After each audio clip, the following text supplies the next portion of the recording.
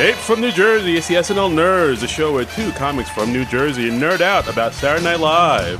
I'm your co-host, Darren Patterson. And I'm your co-host, John Trumbull. Hey, John, how's it going? I'm doing okay. How are you doing? Good. Summer's starting. Summer's here. Woohoo! Summer hours! Dancing in the streets. Woo! School's out for summer. Wearing shorts in the studio. I know. Wearing T-shirts and flip-flops. I mean... We're casual. Yes. Oh, my God. We're like Tommy Bahama. over here. Yeah, and so this is exciting because this is our first week of our new summer format. Yes. For our new listeners, we usually just talk about the newest episode of Saturday Night Live and whatnot. But for the summer, since there's no new episode of Saturday Night Live, well, yeah, did you not know? Oh my God, I did not get this memo. Yeah. So because of that, we're gonna review Saturday Night Live movies this whole summer. Yeah. Are you ready for the summer? Oh, for the CITs. Meatballs. Yeah. Yeah. Maybe we should do Meatballs. We could. That's a very unenthusiastic. Well, honestly, like the last time I watched Meatballs, it's not a very good movie outside of the Bill Murray parts. No, yeah, you're right. It's not. All right, so maybe we should. He elevates some subpar material. Yeah. Actually, yeah. Let's not watch it. I mean, we could do an episode and take an hour to say what I just said in one sentence, but you don't want to do that? We could. No, we could. I mean, I'll watch Bill Murray pretty much anytime. Okay. So. But this week we are not talking about Meatballs. We are talking about the 1980 film with Dan Aykroyd and Bill Murray. Aykroyd. There it is. With Dan Aykroyd, not Bill Murray. Oh my God. Oh my God. Get it together, man. Dan Aykroyd, John Belushi, the Blues Brothers came out in... And cocaine. And lots of cocaine. And cocaine. Came out June 20th, 1980, coming up on the 39th anniversary of it. Woohoo! Yeah. And to help us talk about this landmark movie, we have the Lorne Michaels of the podcast here. Ladies and gentlemen, Mr. Frank Ablawi. Hey guys, thanks for having me. I'm a first-time listener, first-time guest. Yeah. More or less. You produce the show. First-time listener. Yeah. Wait. Never. So this is a podcast that's dedicated about not reviewing movies. What was that thing you started off with? You're not doing a movie? Well, no, we review Saturday Night Live episodes. But you do Bill Murray movies, but not me. Well, thanks for coming by, Frank. This has been fun. I'm not really the concept of the show doesn't really track well for me. But it's okay. You know, you're trying. Normally, you'll get it straight before it goes on the air. I'm sure before the show releases to the public. You'll be fine. I mean, whoever edits this show, and I'm not sure who does that because it gets very technical. Yes. But I'm sure that they will cut out all these dead spots where we're just misspeaking and all that. Oh, that's probably, that seems like the right thing to do. Yeah. I understand that other SNL podcasts do actually edit their shows. Oh my God! Really? Yeah, yes. We had John Murray. John Murray from the SNL After Party podcast. Oh, I know that podcast. They review SNL every week. That's yes. really Yes. I mean, good concept. Good concept. Yep. Solid tracks. Never been done. Never been done. But we kind of do that too. All right. So, yes, thank you for having me on to talk about Blues Brothers, one of my favorite movies. Thanks for being here. Yeah, so what's your history with the Blues Brothers? Like, did you see it? I mean, I don't know if you saw it when it came out, but when did it come into your life? I see one of those movies that's always been there in the background radiation of my life. Like, I've watched it in pieces throughout my childhood. Like, I watched it all the time when I was a kid. Watched it I think the first time I sat down to watch it straight through was probably in college. Right. You know, it's one of those movies that's always on, so you get pieces of it here and there. Right. But the first time I sat there and watched it from beginning to end was in college with a friend of mine, Rick Winkler, who's a non-pro alum as well. Oh. And it is... That's a cool name, Rick Winkler. Yeah, it's a good one, right? I like it. Is he related to the Fonz? Probably. Yeah, cool. I would assume so. Nice. Yeah. Hey. Yeah. And it was just... It's such a weird, quirky movie whose DNA is in so many other things that I didn't even realize. Mm-hmm. Really? It's a nice way to put it. Yeah. Like we're going right to the end of the movie. Okay. Spoilers. Right? I love that part. I watched it again in preparation for the show last night. And I've seen it dozens of times when I was younger. It's been a couple of years since I've seen it, but I totally forgot that hut was a thing in this movie. And like that, I've seen that in cartoons since then. Was that in South Park? I feel like I've seen that in South Park. I think I've seen it in South Park. I think I saw it in Rocko's Modern Life. The first episode, I think, of Batman the Animated Series, they bring in a SWAT team and they're all going like, hut, hut, hut, hut, hut. Yeah. And I don't know if it existed before then, but I can't imagine. And it's just It's hilarious. And it's never commented on. It's just something they do that's just dubbed in. And so much of this movie is that. It's things that aren't... So like, it depending what developmental stage you're at when you watch the movie, you're picking up on things that you've never seen before. Right, even though you've seen the movie before, like you can like it from a cartoon perspective when you're younger, and now you're like, "Holy crap!" They just do not introduce Carrie Fisher's character at all. That's amazing from a writing standpoint. So there's so much to talk about, so much. Good stuff. That's my history. How about you guys? Well, I mean, it's for me. Like, I didn't I didn't watch it till like college because I think in college I had this sort of kick I was on where I wanted to watch like all the comedy movies that I've heard about that people say, oh, if you're a comedy fan, you need to watch this. You need to watch, you need to watch Blazing Saddles. You need to watch Monty Python, The Holy Grail. You need to watch, Blues Brothers and, so on and so forth. So, like, I just went on this kick of just watching all these, comedy movies, Caddyshack and whatnot. And then I saw this and I was like, it took me a while to sort of get the rhythm of it a little bit, just because the tone kind of shifts. Because when it opens it pretty dramatically. There's no laughs at all, really. I mean, until because when it opens with Jake, played by John Belushi, being let out of prison and him getting his effects, and he gets it from the corrections officer, played by Frank Oz. And he says, "Oh, one prophylactic, unused." One soiled. Yes. And it's like, why didn't you just throw that away? And then that's when I see what they're kind of doing. But then the tone shifts again. It becomes like a screwball comedy in some parts. And then some parts it just becomes like a straight up musical. Where like just choreographed dancing, people singing. And I was like, this movie's all over the place. What is this? And it gets more and more absurd as it goes on. And by the end, it's just all this over the top cartoonish violence. Well, not really violence, but like everyone in all the forces of good and are after the Blues Brothers. Yeah. Oh my! That car scene chase at the end, and it's so wonderfully over the top. Yeah, it is. It's an amazing thing. So that's when it came. That's when it came into my life. I was like, wow, this is. Once I got what they were doing, I just sat back and enjoyed it. What about you? When did you find I'm kind of like Frank in that I don't think I consciously remember the first time I saw this movie. It was probably somewhere in my teen years. I know I definitely saw it in college because I remember I was on like the student entertainment board in college, and we did we would do movies every Friday night for the campus, and one Friday we did like a rock and roll movie night, and we showed the Doors movie, which was very recent at the time because this is like early 90s. We did the Blues Brothers, we did Spinal Tap, and I don't remember whatever the fourth one was, but I remember I did a poster for that with the Blues Brothers. Oh, and I mean, I just love this movie for so long, and it's something that, like you were saying, Frank, has always been on TV. So it's like you see it when you're flipping channels, and then you're just like, okay, well, I'll watch this to the end, or at least have it on in the background while I'm doing other stuff. And this was like the first time in a long time I've watched this movie from beginning to end. Yeah. So did you see anything that you missed the first time, or like what did? It was your takeaways? It was kind of interesting for me. I had an interesting experience watching this. I started the movie and I was like, wow, this is slower than I remember it being. I mean, maybe they just made movies more slowly in 1980. It was a pre-MTV era, but it really doesn't seem to be moving the way I remember. And then I realized I was watching it on the DVD version that I own, and I got super extended DVD. Yes, I have a collector's edition. Ooh. It's an expanded version with bonus footage, and then I looked it up on IMDb. The version I was watching last night is 18 minutes longer. Yeah, I think I watched that version last night too. The runtime of this is 2 hours and 28 minutes. Yep. That's the one I saw. Frank, did you watch the extended version? I can't remember. I think mine may have been around 2 hours, so I may not have seen the extended version. So I looked it up on IMDb, and it lists like all the stuff that's extra, and it was mostly the stuff that I didn't remember. Like the part where Elwood like quits his job?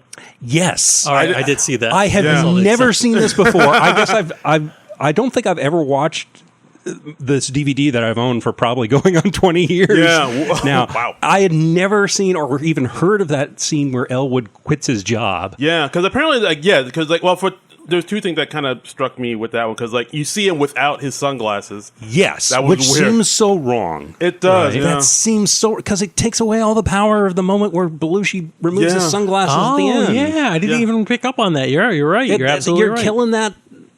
Yeah, I mean, I guess the only part of that scene that's necessary, I guess, or not necessary, but they show him because he works at a glue factory, and Yeah. they show him stealing some of the glue, and that's the glue that they use later for the good old boys. I never even picked that up. I thought that was 70s style beer.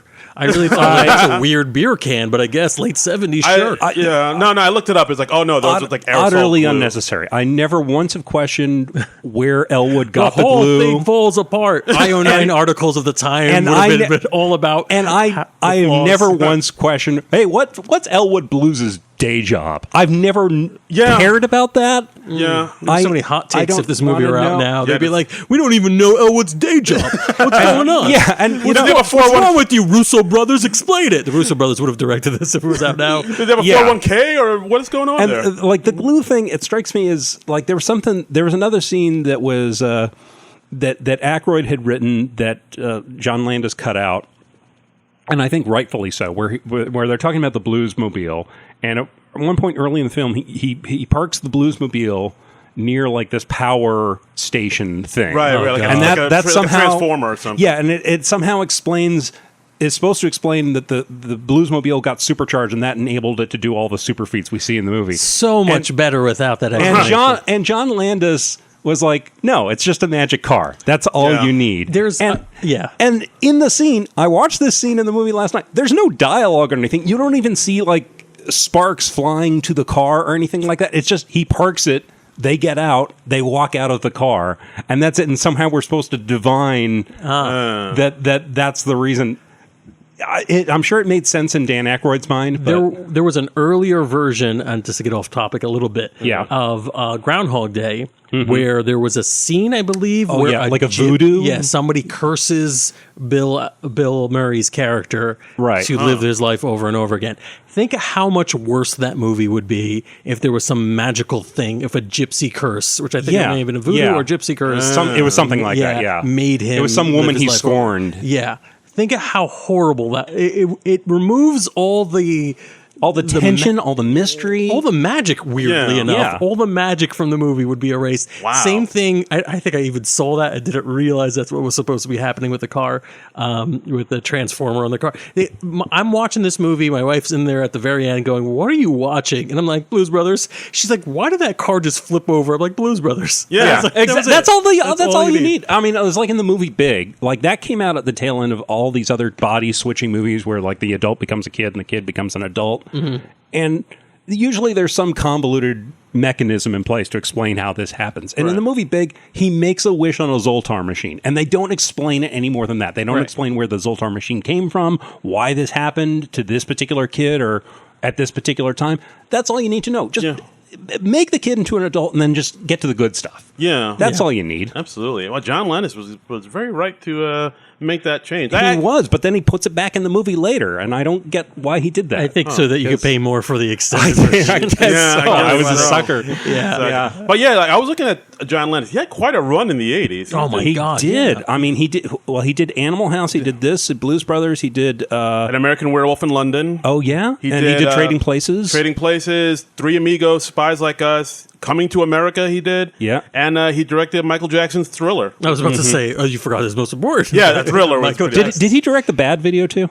I don't believe so. Okay. I got to check my notes. But yeah, for the 80s, he had quite a run. Landis Yeah. is great, yeah, and That's, Landis got this role based on the strength of the one movie you mentioned, Animal House? Animal House. That's Yeah. what Belushi was getting huge. Oh, yeah. That's the Right. thing I didn't get as a kid. I'll admit this right now on this SNL podcast. Whoa. I did not get Belushi because I was too Get out. young. I was I should leave. Ladies and gentlemen, we're leaving the Non-Productive Network.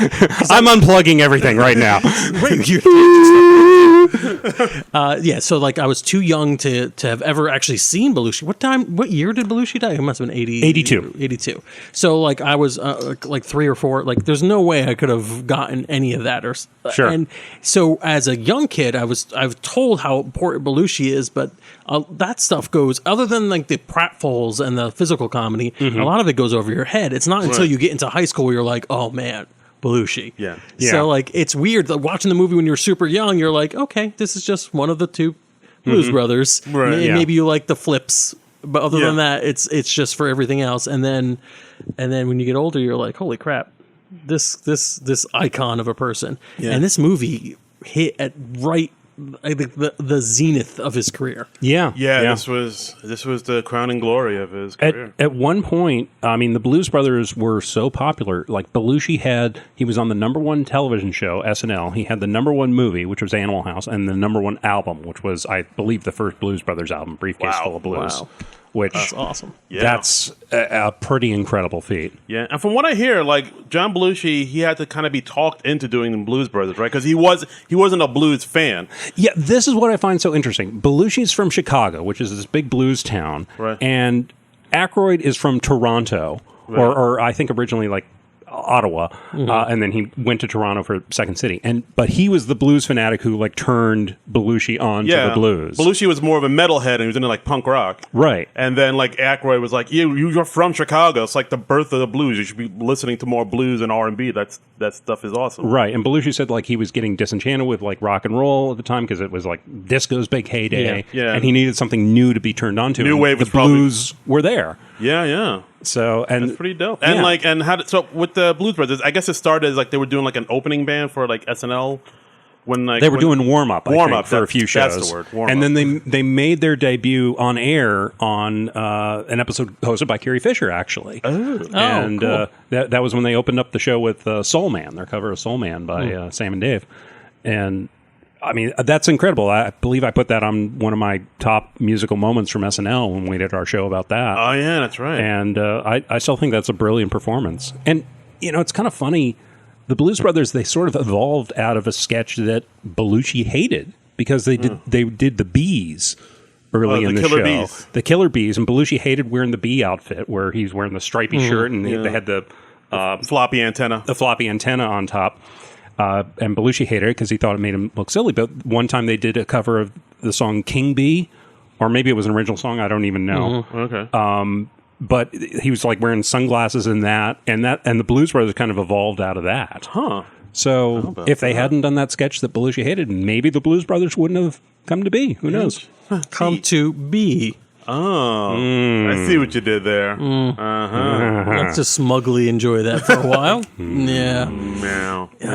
Clever man, Frank Ablawi. Just smoking, just loving to smug. Yeah. Soaking that smug. Yeah.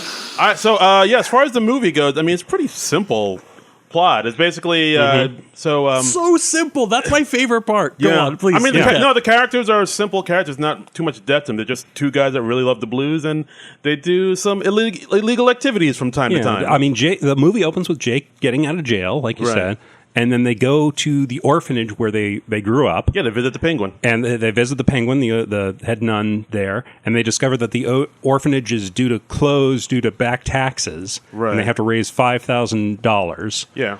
Or else it's going to get sold. It's going to get sold to the Board of Ed. I think right. And the nun won't let them make it illegally, so they decide to get their old band back together. And then most of the movie is just gathering the band members. Right. And then they win money. And then the misadventures they have, and they put on a big show. And along the way, they make a lot of enemies. All the police are after them because they get pulled over at one point, and I think Aykroyd had to give him his license.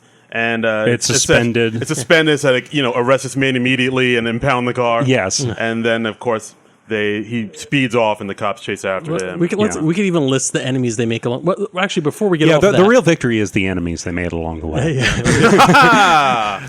So the recap of this movie is these two people have to go save the orphanage. They raise money to save the orphanage by getting their band back together and putting on a show. That is the most. They're on a mission from God. Basic concept for a movie, and somehow you get the Blues Brothers out of it. It is a rambling almost a mess of a movie. It is. Good mess. Yeah. but it's Particularly the extended cut that I watched. That's even messier. But even when we're going back and forth a lot, but if you get to the end of the movie, Cab Calloway's doing his musical number. They make it just in time. Yeah. Right. So they put on the show. It's the audience goes crazy. Yeah. They get a contract. That is the end of the movie. That should be Yeah. the end of the movie. I was watching Any it other last movie. night. I was like, this is the climax. This is the big show. And then I was like, oh, right, there's that massive car chase after this. This isn't the end. There's like a good 20 minutes left in this thing. Any other version of this movie, it ends with them getting a contract, a recording deal. and that's them never saving the followed owner up for on the- after that. Never. Yeah, it's not, At all. like, I You guess- could cut that scene so easily. And Yeah.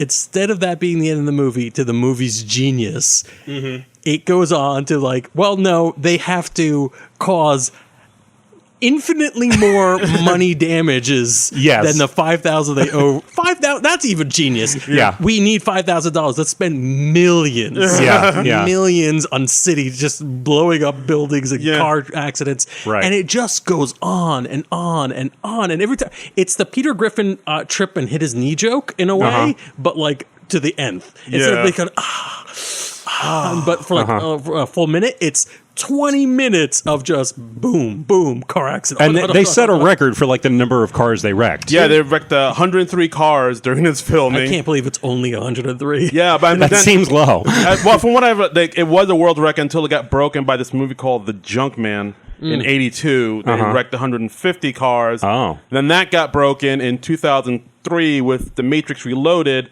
when they wrecked over 300 cars. I thought they broke their record again in Blues Brothers 2000 I thought so, when they too. did that. Oh, did they? I thought I read I that. thought so, I but maybe got- not. Yeah, I'm gonna if you know, check my write a facts. letter and then throw it in the garbage Yeah. because we don't care. We're not redoing this episode.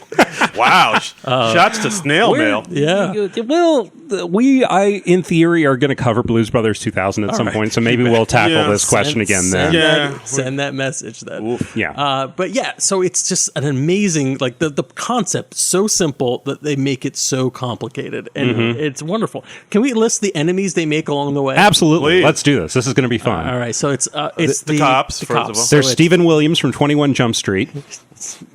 Oh, yeah, right. That's Yeah. where. Whoa. I was Oh, thinking right. he was the But second. that's the first place I knew him from. I was so. thinking the second Deep Throat from X Files. He was. Oh. Wasn't his name X?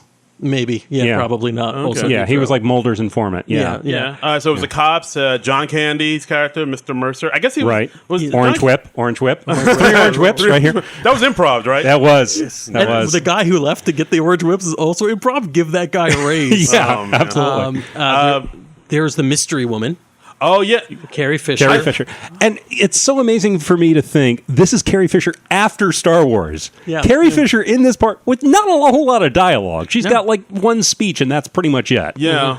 I mean, she just shows up and. Things that I lost as a child, I forgot that we didn't know who Carrie Fisher was throughout the entire movie. Yeah. Yeah. No, it's Once you know who she is, like watching it again, you're like, oh, okay, she's trying to get revenge on Jake. But imagine watching this the first time and going, who is this person? Well, I mean, Aykroyd actually asked this at one point. He, like, I think after the third attempt on their life, he just Yeah. goes, "Who is this woman?" And I find that hilarious because because it's understated. It's like, Yeah. like she's a mild inconvenience. Yeah, Not exactly. somebody It's who never just blew them up. commented on even. Yeah, no. She blows up the building they're in. They just get up, they brush the bricks off them, and then they go on with their business. They That never is- question why did that happen? Who is How do this? we survive? None They of just are like, oh yeah, oh no, this is the time of day we get bazookaed by this woman. Yeah, it's become such a cartoon, and like she just tries to shoot them. She tries to blow them up, and while they're in a phone booth, the phone booth goes flying up in the air. Yeah. she drives off. Yeah. and then like the phone booth comes crashing down. I love how the phone booth was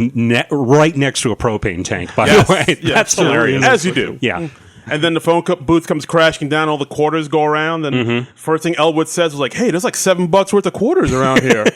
Ooh, we're rich." Yeah, It's, yeah. But you were listing the enemies. I'm sorry, we so sidetracked. there's the good old boys. The good old boys. Charles Napier, the great Charles Napier. A rival band, a country music band. Right. Like why They play both kinds of music, Why? country and western. I love that line. That's a Yeah, great that's a line. great line. And It's one and the many owner great of lines. the club, the And the owner of the Bob's club. Because- country, whatever it was. Bob's. I wrote it down. As Bob's I've Country, something or other. produced more and more shows, I'm starting to feel more sympathy towards that character. Like, like, you know what? Yeah, they ran up a bill of $300 worth of beer. No, that's not fair. Yeah. No, we thought they were comped at the beginning.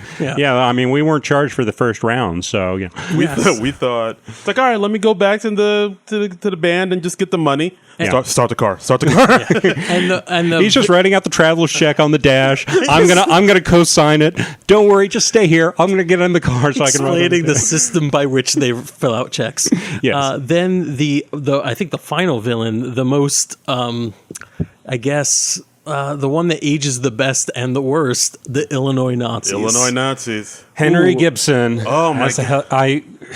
I was like, I remember when these scenes played as satire. Yeah, Remember when they were absurdist. Remember, at the time. Nazis were like a thing in the distant past in 1980.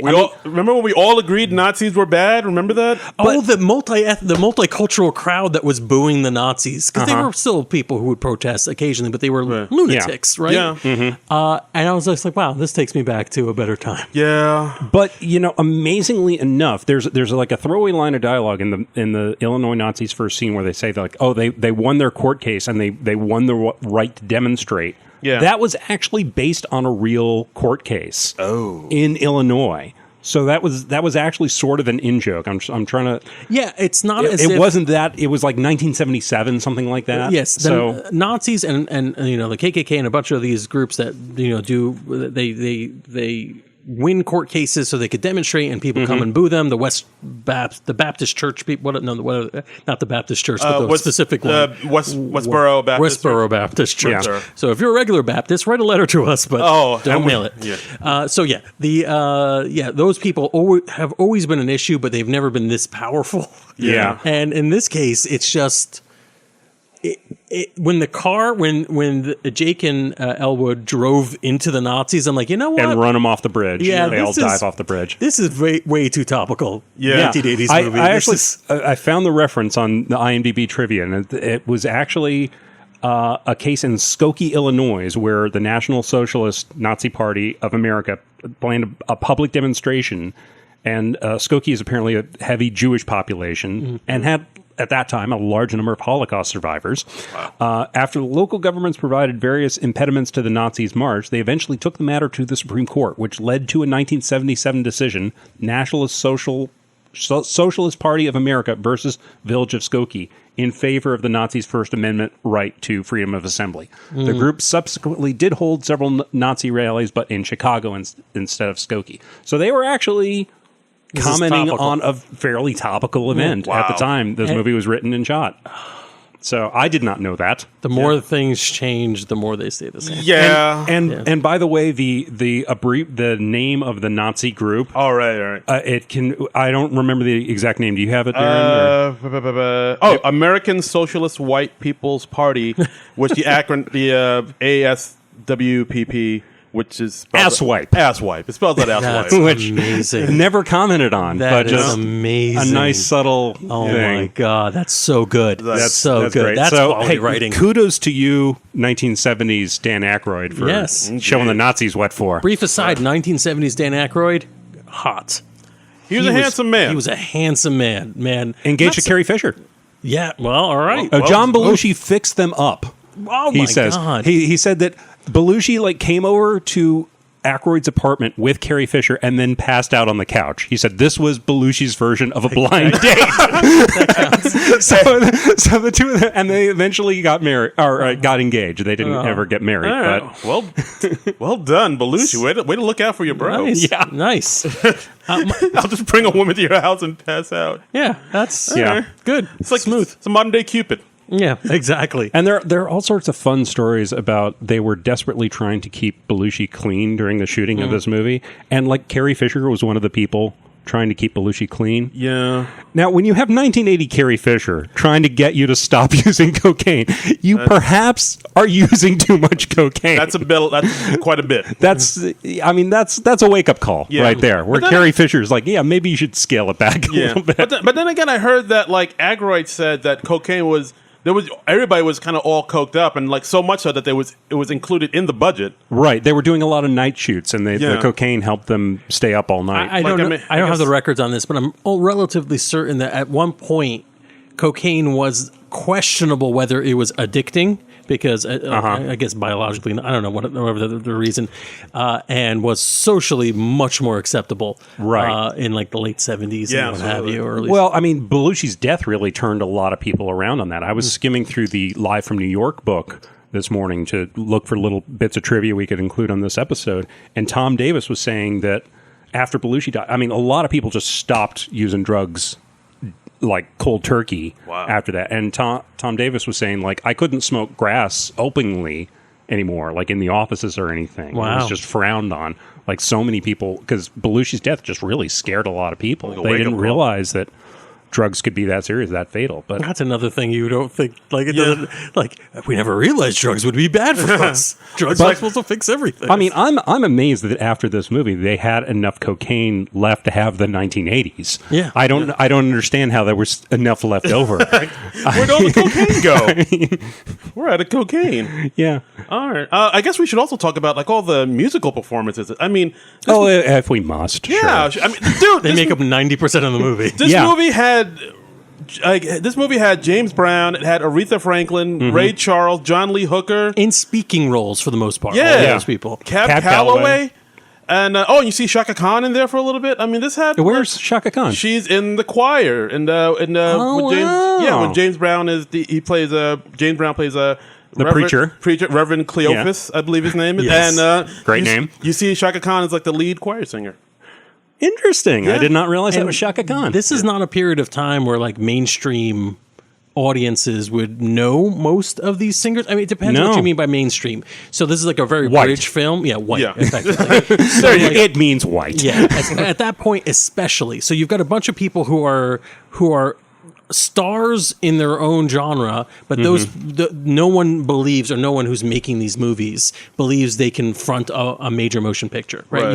You don't give a speaking role to Aretha Franklin. You probably don't even put Aretha Franklin in a movie. Yeah, it would not have been made if Aykroyd and Belushi didn't happen to be bankable at that time, and they were at the top of their popularity. If you wanted to make the same movie without these guys in the lead, it would not be made, I'm sure. Oh yeah, and even at the time with these stars, they were arguing, they were saying, put in more recent R&B stars, right, as opposed to people who had their like big hits maybe decades earlier. Yeah, they'd be like putting like Donna Summer or something like that. Yeah, all disco kind of people. Yeah, very much so. There's an interesting story when Cab Calloway came in to record a new version of Minnie the Moocher for the movie.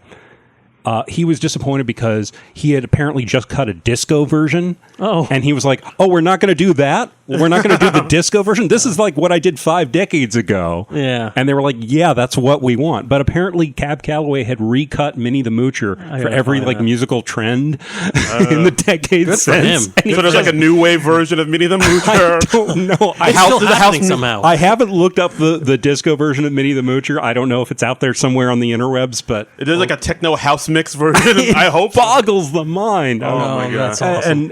If there's a dubstep version of Minnie the Moocher out there, please let us know, listeners. Yeah. Blah, blah, blah, blah. I'm sure there is. There's got to be. Oh, that's so good. Yeah. And I also read Little Richard was asked to be in this movie, but he turned it down because I think at the time he was doing mostly gospel music. Right, I read that. Yeah. I mean, we could have had Little Richard in this thing. That's a bummer. Amazing. And interestingly, like a lot of the people they had in the movie, they weren't experienced with lip syncing to pre-recorded tracks, which they commonly do in movie musicals. You record the music first, and then you lip sync it on the set when you're to the pre-recorded track, so you're not throwing out your voice. But like Aretha Franklin and James Brown, they would sing the song a different way every time they sang it. Right. And so with Aretha, they had to really kind of reconstruct the Think number around where she just kind of matched the track where her lip sync. You can kind of see. You can see like she's not like matching it a whole lot. And James Brown, they actually had him sing live to a pre-recorded backing track. Like the choir is lip syncing, but James Brown is singing it live. Wow. Because that's how he did it. And John Lee Hooker, of course, they captured live. Yeah. So I think my friend Rick said at the time, he was like, this is a movie where they cast singers in acting roles and you can tell. Yeah. Yeah. But it's still charming. It's still great. Everyone in the Blues Brothers band is a real musician. Yeah. Yes. So And Donald you Duck Dunn. can Yes. tell like they're so slightly they range from completely awkward to slightly awkward, and it somehow makes the movie better. Yeah, that's very true. Some of them are good. I like. I'm forgetting which one it was. I think it was Alan who plays the maitre d' at the Yeah, snooty yeah. restaurant. Oh, yeah. He's a good Murphy, He was good. comic Oh, yeah, actor. Murphy on the piano was good. You know, yeah. I mean, I love his read where the Blues Brothers come in and he just goes, "Oh my God, you're out already? I thought it was 5 years. Didn't they say it was 5 He years?" said it would be 5 years. He was actually pretty good. Oh, and also in that restaurant scene, you see Paul Rubens. You see Oh, that's right. It's the waiter. right. Yeah, yes. it's a lot of weird, young Paul Rubens, pre-Pee Wee Herman. Yeah. There's a lot of interesting casting that happened in this movie just for extras. Steven Spielberg. Oh, yeah, Spielberg. As the tax assessor guy. And I was like, why? Why? Well, this was And I'm like, around why? the same time Spielberg was doing 1941 with Belushi and Aykroyd, and I think Carrie Fisher's in that too. And apparently John Landis has a cameo in that movie, but nobody remembers that because 1941. Yeah.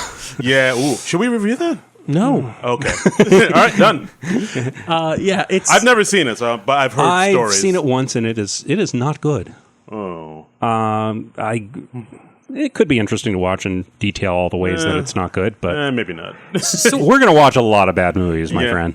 Yeah. I'm not looking forward to it. It's bad. What are your favorite parts about this movie? Like, what is it that makes this movie good? I'm assuming we like it because Yeah, no, I don't absolutely. think we've said How much for anything the girl? negative. How much for the little girl? Sell me your children. There's so I many love quotable, that moment yes, so yeah. much. Oh, my God. That's So one of my many good favorite quotable Belushi moments. Yeah. And that's not even one of the high quotable moments, I think, for good reason. Sell me your I children. like that one. I love it because that's literally the first thing he says to that family. Yeah. How much for the girl? How much for the little girl?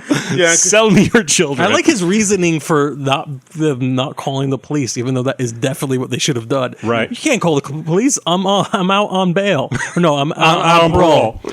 I'm like, well, that's why you should be afraid. It's not why he shouldn't call. Yeah, that doesn't make any sense now. I think about Yeah. it. But Yeah. I did like that one line where Elwood takes Jake back to his his small little apartment. It's like some hotel for Right men. by the L train. Right by the elevator. Oh, that's another thing that I noticed too. Like whenever you see Elwood's like his window is visible in the shot, a train goes by it. Right. Like a train's constantly going And I by. think he actually said, Jake says, like, "Oh, how often does a train go by?" And it's like, "Oh, so often you'll never notice it." Exactly, I love that line. Like so often you'll never notice it. Yeah. I mean, I love that scene. And of course, I mean, maybe talk about this. There's a car chase scene in a mall. Yeah, They drive the car through a mall. Yeah. that scene gets better with time because as it goes on, you're like, wow, Pier 1. That's what its logo used to look Yeah. like. Yeah, they're like, yeah, hey, yeah. Pier 1 Imports. All And right. it was actually a closed mall. Yes, it was the. I wrote it down. It was a Dixie Square Mall in Harvey, Illinois. That's right. okay. Dixie So it was a closed mall. They actually basically restored these stores, Right. and they were told like, oh, you can crash into this store, you can crash into this store, and I think there were other stores they had to leave alone to fill the parking lot. It was all new cars because that was the only way they could fill the parking lot, and the stuntmen were told, don't crash into any of these cars because they're new. Wow. And yeah, and they had to fill all these stores with merchandise. Whatever wasn't ruined, they sent back to the manufacturers. They had to get guards to guard the merchandise overnight Wow. so people wouldn't steal it. They discovered that those guards were stealing some of the merchandise. They hired another set of guards to guard those guards. They needed guards to guard the guard. Exactly. The movie seems low budget because of how like rough around the edges it is. I think Right. it was like But it is- $27 million, It is something like that. incredibly. It was like one of the most expensive comedies ever made at the Yeah. time. It was, yeah. They spent a ton of money. I think. We should look up how much that is. I think the budget in- was like 27 mil. Okay, let me get another tab going, and then I'll Confirm. well, I want to figure out how much that is in today's money. Yes. So Okay.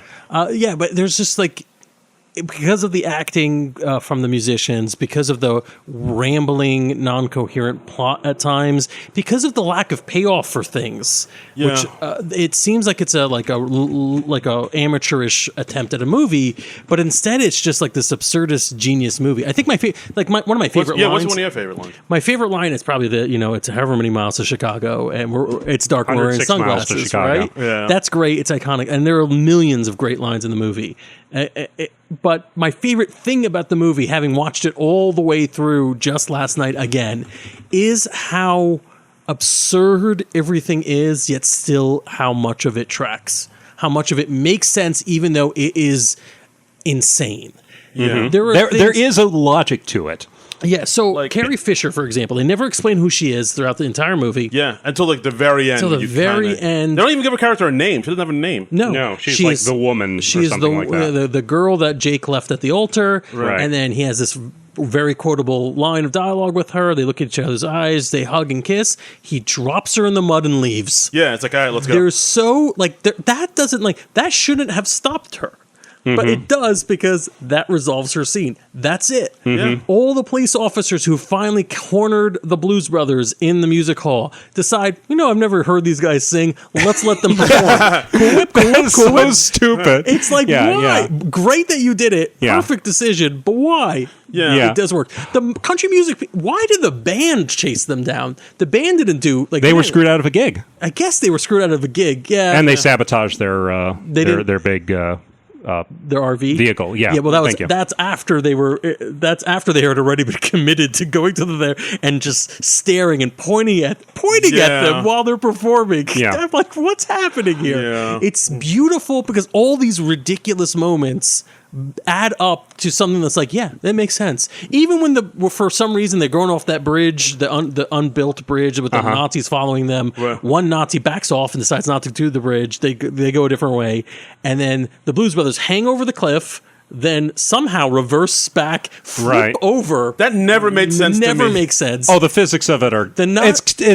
we're in a total cartoon physics world at that point. Gibson and Nazi's vehicle is flying hundreds of feet in the air. Yeah. They literally dropped that car from a helicopter, and they had to get like a dispensation or a approval from the FAA, of course, to do that, because they're dropping it over Chicago. Oh, you can't just do that?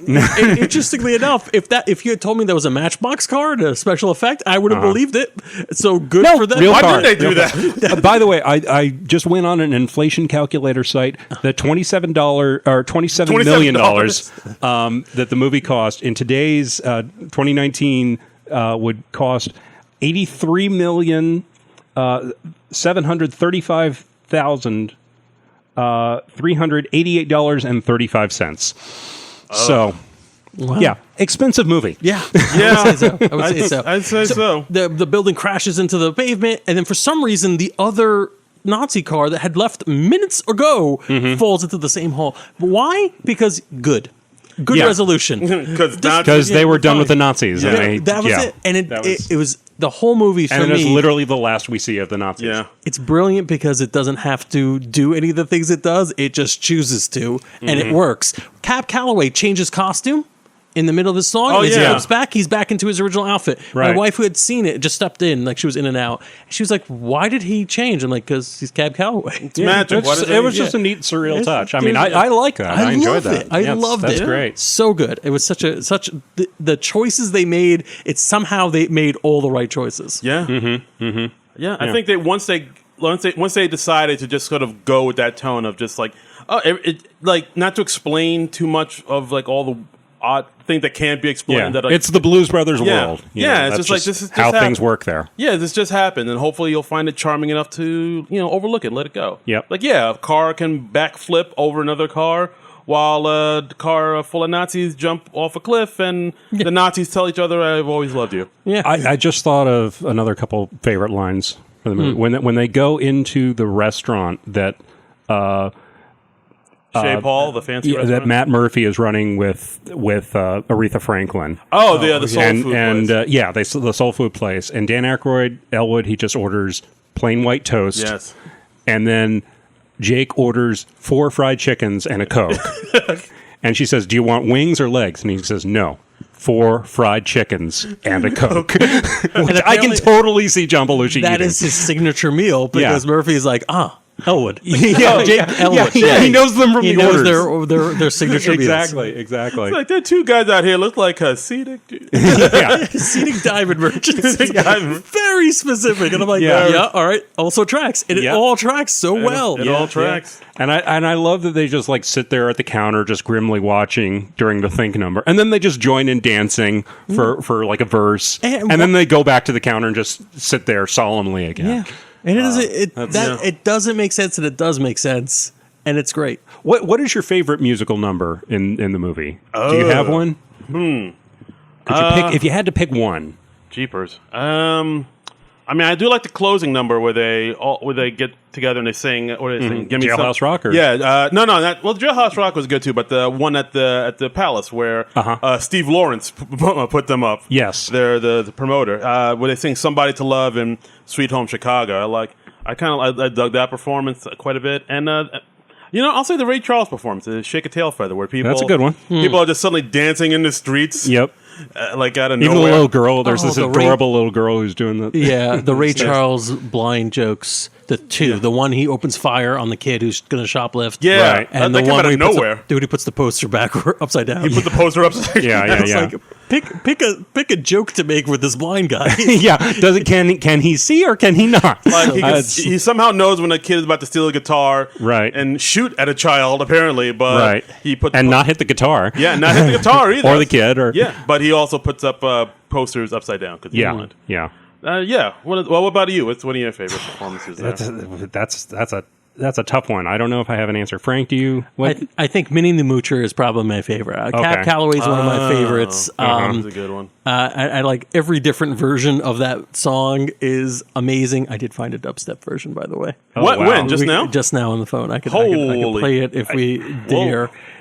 I have not heard it, but I'm sure it's amazing. Should we include that at the end of the podcast? We might have to. We might legally have to. Oh boy. I would say Minnie the Moocher is probably my favorite. Think is close. Think is a really good. Think is probably it for me. Yeah, I think that's it. I also love their covers of "She Caught the Katy" and the Peter Gunn theme. Oh, of course. The Peter Gunn theme is just one of the best pieces of music ever written. I mean, it's just. You immediately feel cool when you hear that song. That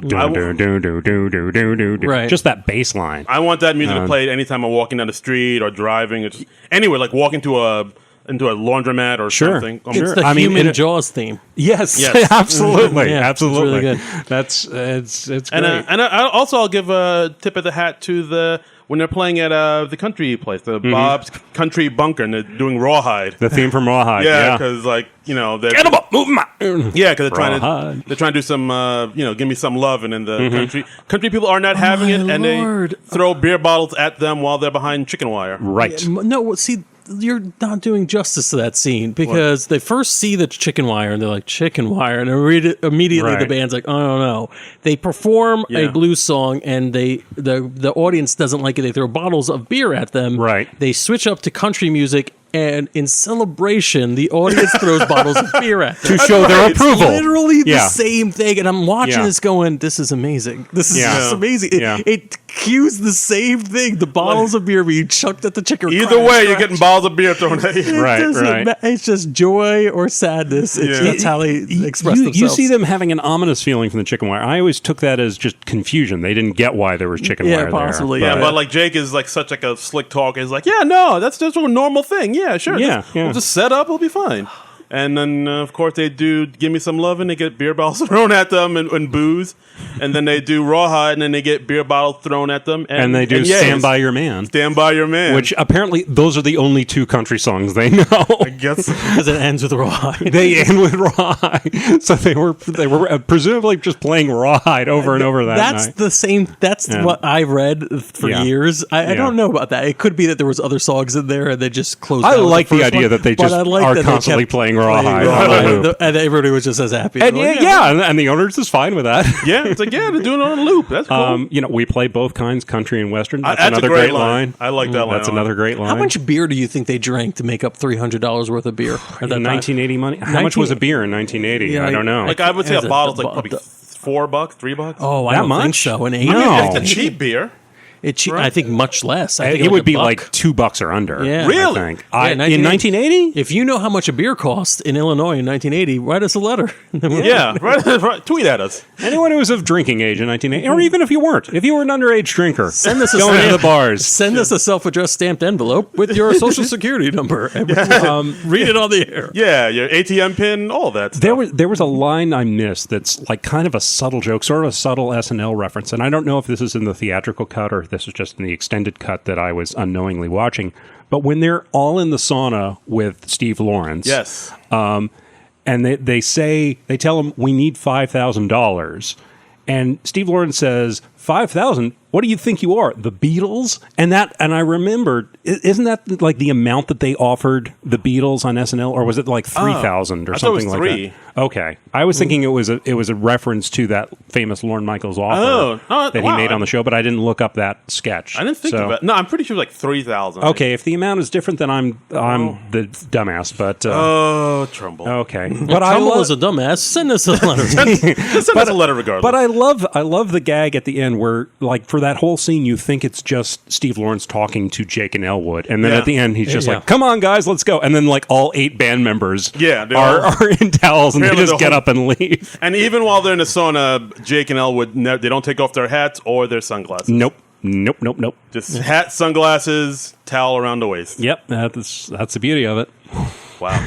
It's I mean, of course, that probably makes it even more powerful at the end where, when Jake removes the glasses. removes the Yeah. sunglasses, that's the first and only time he's seen without the sunglasses. That scene with Elwood quitting his job, I had to Yeah. fast forward through it. I was like, this is so wrong. I cannot support this as a Yeah. consumer. Yeah. that should have been cut or remade. And it's if- so early in the movie too, and it's Yeah. just like you can't kill the mystique that early. Yeah, you don't see Jake until he gets his glasses on. No, don't and see you his- never see Elwood's eyes in the theatrical cut. Yeah. It's just so wrong. Yeah, it was a It's good move just- to cut that scene out.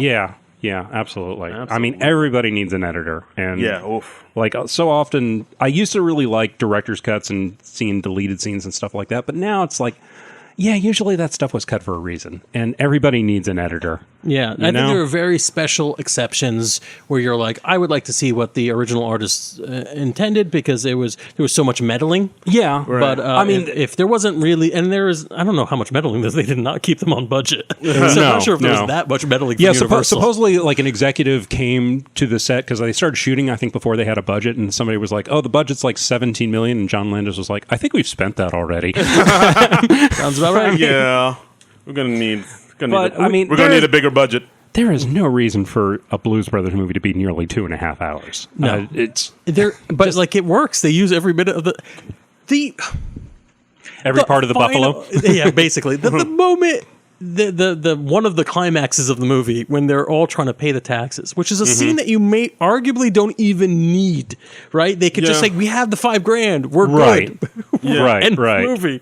But they barricade a door. Well, they go through the entire city, cause lots of amazing damage and beautiful Right. damage. Yeah, so I mean, at this point, like literally, they have like the army and the National Guard after the Blues Everyone. Brothers. Like, Yes. all the Yeah. cops. They have helicopters. It's And arguably, insane. even if the police had just done for 2 men. Yeah, if the police had Yeah. done any amount of police work, they would have been like, all right, they're going to go to the tax assayer's office. We're going to arrest them there. Right. But no, every available police officer driving at the same time at the same speed. And they have a dispatcher saying something like the use of excessive violence to take down the Blues Brothers has been approved. How can you approve unnecessary violence? Yeah. Then it becomes necessary. It's Yeah. beautiful. So they barricade one door. Then they keep going. Ask for directions. Barricade another door. Keep going.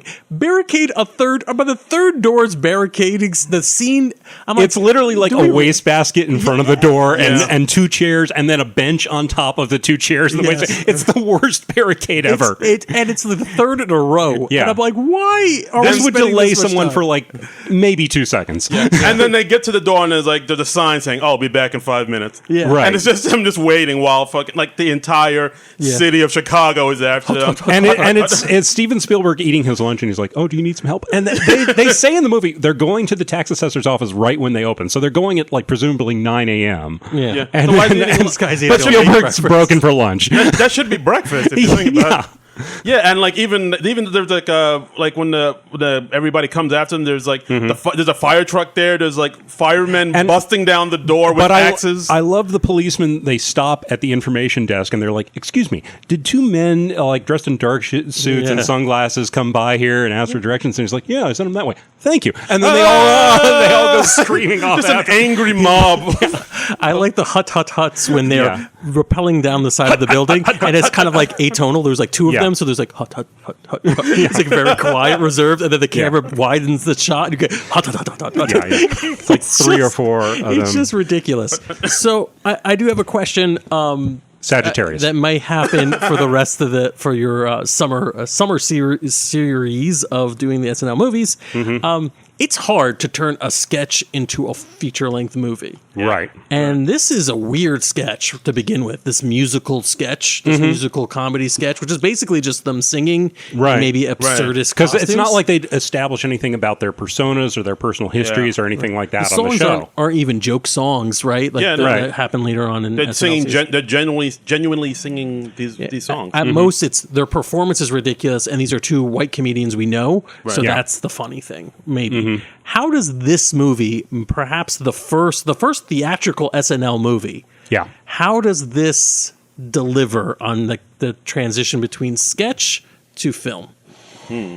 Well, I mean, it certainly develops them as characters. We have personalities for both Jake and Elwood, and it gives them a personal history. We know they come from the orphanage. They learned a love of the blues from Curtis, who is... did they say what his position was? He was the janitor. He was the Like janitor, who's Cab Calloway's character, who dresses the same as the Blues Brothers. So that's where they got their look from, too, presumably. But I like that it doesn't give you more than you need to know about them. You don't, I mean, they give the characters some personality. You see, like Jake is like kind of like the fast talking, shyster one. Elwood's a little bit more quiet, but he's also like he knows more like technical stuff. Like he's a little bit more savvy when it comes to like. He's cars. an Aykroyd but character. I mean, it doesn't. so. It doesn't like tell us things we don't need to know. We never find out like why Jake is in jail at the beginning of the movie. You get an idea. Yeah, he was robbing some place. They to do pay for the comedians. Yeah, they said like he was robbing like a gas station to pay for the band. Okay, so I'm a dumbass like again. In the theatrical cut, we don't find out about Elwood's day job, which still such a fucking stupid choice. I can't get over. You don't even need that, really. No, you don't need that. Yeah, it's smooth. I think there's moments that are very like it recreates the sketch often. Every time there's a musical number, it's that sketch again. Right. It's the SNL sketch. And they come out the way they did it on SNL and in their live shows where Elwood has the briefcase handcuffed to his wrist and Jake comes out, he's twirling the key. They unlock the handcuffs and they open up the briefcase. They take it Elwood's harmonica, and then that's the harmonica he uses during the show. It's a great bit. I think it's awesome. Yeah.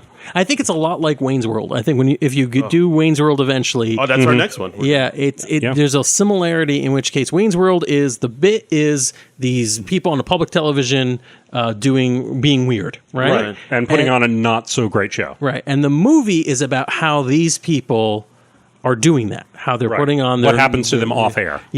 How do they put their sketches on, what connects the two, and then maybe they have a chance for greatness because they get like a real TV show. And it kind of links it all together, but it still gives you that sketch every few minutes in the movie. I think this does that as well. It's one of the better SNL movies because it does deliver that. This is the sketch, musical numbers, and we're just stringing them all together with exposition, which is barely exposition. Barely. I agree with that. I really dug this movie quite a bit. It is fun. It is. We didn't fun. even mention also Twiggy makes an appearance. Twiggy blew my mind as a kid. That was the most confusing thing about the movie, I think. Even more so. So how did Twiggy blow your mind? I did not, because she was credited as Twiggy, and I had no idea what Twiggy meant. Right. Or why she had a role in the movie. Why is she in this and in Caddyshack? I don't was Twiggy such a big thing? She was huge. She was like a model, right? Huge, I think, English model. Yeah, she was a big deal for in the pre-internet age, you don't just look this stuff up. You have to know. Right. Or you just don't know. So I had no context of who this person is, but the movie does. The movie is just like, hey guys, we got Twiggy. And I'm like, what's a Twiggy? What's that? confused the hell out of me as a kid. It wasn't until I was much older that I was like, oh, this is a reference I didn't get at the time. Got it. Right. Now I understand. She's just a supermodel. All right. Yeah. Yeah. But I don't know. I guess that's it. I guess we should. Would you recommend it? Absolutely. I would, but with the qualification that you get this theatrical cut. There's no reason to see these extra 18 minutes. Yeah. They were rightfully cut, and they should have been left in a vault. Absolutely. I mean, even if you're not familiar with the Blues Brothers from the SNL show, Still works. I think it still works. Yeah, I think absolutely. You just kind of watching. It's like, oh, okay. I guess there's these two guys. They're really into the blues, and just go on. It's never boring. Yeah. It's always enjoyable. Even though it does kind of moves a little bit slow at some paces. They take their time with a little bit, but honestly, once it kicks in, it really kicks in. I mean, it's a just car a chase fun through a movie. mall. How can that be boring? And I mean, Belushi and Aykroyd have such a great chemistry together. Just both a comedic chemistry and a personal chemistry. You can tell they were real friends, real tight in real life. It's just fun, and their charisma kind of carries you through the movie, even during what you might consider some of the slow parts or something. Yeah, I think like Darren said earlier, it's like it's a rite of passage movie. You have to watch it if you are into this kind of comedy. Yeah. Then it's something you definitely want to put under your belt at some point. My fear is modern kids who aren't going to make it to this point in the podcast anyways may watch this and be like, I don't get any of it. You're dumb kids. Yeah, but Frank doesn't like Awful. you. Yeah. Awful. If you're a dumb kid, try to send me a Snapchat or something. Yeah. You bastards. Yeah, so it's a Vine tweet or whatever. You Yeah. and it's a Snapper chat. You're dumb. Yeah. Go Instagram your feelings. Unless you have expendable income and then back our Patreon at patreon.com. Oh, yeah. No, we'll still take your money. We're good. We are shameless whores. Yes. Find us on Vimeo. Non-productive.com, kids. Yeah. Yeah. Indeed. Hit us up. And listen to our other fine shows as well. Yeah, Oh, don't yes. do that. That's Well, no, I didn't say that. No, I really don't think it's Okay. worth it. Yeah, No. well, they're not very good, No, but we wanted no. to, throw out a modicum of Hey support. guys, thanks for having me on. This was a lot of Absolutely. fun. Yeah, I can't commit to like a weekly SNL thing because I'm not allowed to watch TV on Saturday night. Okay. That's when my church meets. But Amen. no, we don't say that. Oh, Jesus. All right, I'm sorry. We definitely don't say that one. No, but no, it's nice to see a movie with you guys because it's fun to talk about classic comedy. And please invite me back when you do It's Pat. Okay. Have you seen It's Pat before? I have, and I don't remember most of it, and I'll watch it again. And I sure have never seen It's Pat. I have no idea where it's available. I'll get a copy for you guys. There is Really? one, yeah. There Is that a promise or a threat? Probably both. There's. I actually do believe it probably picks up more. But it's a little bit better now, but actually may be worse. It may be worse in 2019. I'm thinking the central joke behind It's Pat will not play well now. I think maybe they're a little bit because they tend to be more sensitive when they make the movie version. They address that. Yeah. There is one joke because I know Pat has has a love interest who's also sort of ambiguous gender. Yes. Exactly. Played by Dave Foley from Kids in the Hall. Yeah. Oh, is that who it believe. was? Yeah. Played Chris. Yeah. Yeah.